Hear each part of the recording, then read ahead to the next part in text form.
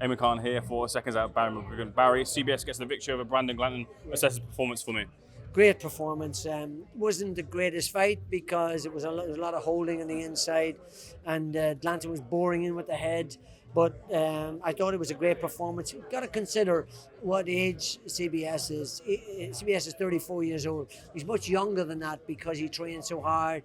He's so relentless in the gym. He works his arse off all the time. He gets himself into great shape.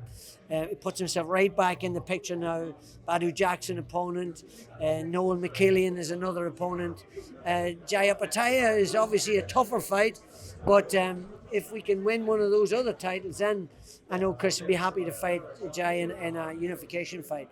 So it's a very exciting future for us now that, this is what happens when you lose against, a great performance. Although he lost to Ramirez, he had to prove that he still has something left in the tank, and that he took on one of the most dangerous guys around. Nobody wanted to fight Brandon Glanton, and he punched the living daylights out of him. I mean, I had him winning by 5 rounds.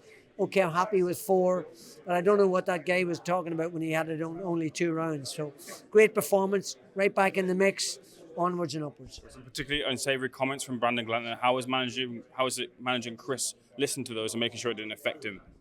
Before the fight, Brandon Glanton came out with a disgusting remark. You just don't say things like that. And, he must have an inferiority complex. He wanted people to look at him. He wanted people to give him attention. And so he comes out and says something as ridiculous as I'm going to give you brain damage. You don't talk like that. That's not what this game's about. We're in a dangerous sport, and we don't need talk like that. That's just idiotic and ill-mannered. And he told him that after the fight, Chris. He told him in no uncertain terms, and he beat him up. And he said to him, I'm going to beat you up, and then I'm going to tell you afterwards, behave yourself. That's the way to do it, isn't it? That's the way to do it, Eamon. Very lastly, the expectation is that Usyk versus Dubois gets announced next week. What can Daniel Dubois do to overturn the defeat into a victory the second time round? I don't know if he could ever beat Usyk, but he's got a better chance this time because he knew in the last fight that he hurt him. Although he hit him just below the belt, he did hurt him. He did trouble him.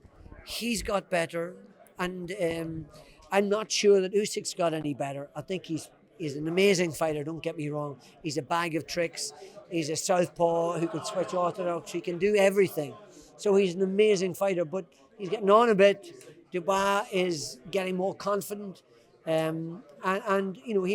think he'll have a better chance the next time simply because he's got momentum, and it'll be interesting to see who wins it. I'm picking Usyk again. It might be more difficult this time.